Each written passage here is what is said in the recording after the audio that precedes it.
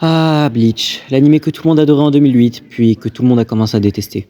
Pendant des années, quand on parlait du Big Three, il y avait toujours le même classement. One Piece en premier, Naruto juste derrière et Bleach en dernier. C'était trop répétitif, il y avait trop de personnages oubliés, une fin ratée. Mais aujourd'hui, avec le retour de l'anime, avec une toute nouvelle génération qui découvre l'œuvre, une question revient de plus en plus. Est-ce que Bleach était vraiment le pire du Big Three? Ou est-ce que cette œuvre a juste passé 10 ans à être sous-estimée? Avant de répondre à la question, il faut déjà comprendre d'où vient cette réputation. À l'époque des années 2000, le Big Three dominait littéralement le manga et l'anime. One Piece, Naruto, Bleach. C'était les 3 monstres du Weekly Shonen Jump. Mais contrairement aux 2 autres, Bleach a subi une énorme chute de popularité vers la fin. Et honnêtement, il y a des raisons. Déjà, les fillers. L'anime Bleach est devenu presque un mème à cause de ça. Des arcs entiers couplaient l'histoire principale pendant des mois. T'étais à fond dans un combat, et boum, nouvelle saison filler avec des personnages dont tout le monde s'en foutait. Résultat, beaucoup de gens ont abandonné l'anime. Mais le vrai problème, c'est surtout la fin du manga. L'arc Thousand Year Blood War avait un potentiel absurde, des révélations énormes, des combats incroyables, le retour de personnages légendaires, mais aussi du contenu rushé, des personnages sous-exploités, une conclusion expédiée. Et ça laissait une très mauvaise image. Du coup, pendant longtemps, Internet a décidé d'un truc. Bleach est le moins bon du Big Three. Sauf que, quand on regarde l'œuvre aujourd'hui avec du recul, c'est beaucoup plus compliqué que ça. Maintenant, faut être honnête, si Bleach est souvent le dernier dans les classements, c'est pas juste de la haine. L'œuvre a de véritables problèmes. Le plus gros et le plus majeur, sa structure narrative. Bleach fonctionne énormément par cycle.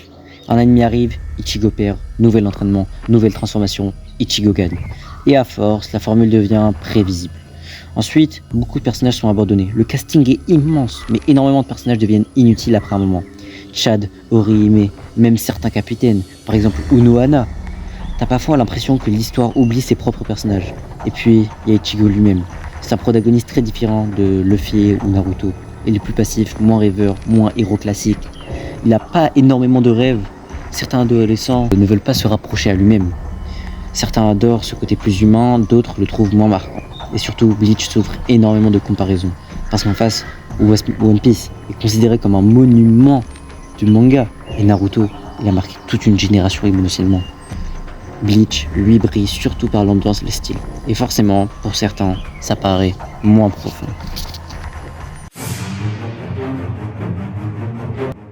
Mais là où l'histoire devient intéressante, c'est qu'aujourd'hui, la perception de Bleach change énormément. Grâce au retour de l'anime Thousand Year Blood War. Visuellement, c'est une claque. L'animation, la mise en scène, les combats, les musiques, Bleach est revenu avec un niveau digne des plus gros animés modernes. Et surtout, l'anime corrige beaucoup de problèmes du manga. Des scènes sont rajoutées, des personnages sont mieux développés, le rythme est beaucoup mieux. Résultat, des milliers de personnes redécouvrent l'œuvre et réalisent un truc. Bleach n'est peut-être pas si mauvais qu'il paraisse. Et peut-être même juste incomplet.